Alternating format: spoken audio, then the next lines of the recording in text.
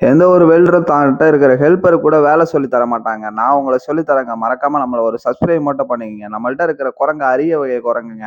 என்னன்னாக்கா, ஏணி மரம் வந்து இல்ல. அதனால என்ன பண்ணிட்டோம், ஒரு பக்கம் வந்து இந்த குரங்க ஏற சொல்லிட்டு, அதுக்கப்புறம் பார்த்தீங்கன்னா, இன்னொரு பக்கம் பார்த்தீங்கன்னாக்கா, ஒரு சின்ன குரங்கு ஒண்ணு இருக்குங்க நம்மகிட்ட. அந்த குரங்கையும் ஏற சொல்லியாச்சு. அதுக்கப்புறம் என்னாச்சு, மேல போடுற பைப்ப வந்து போட்டோம் நம்ம.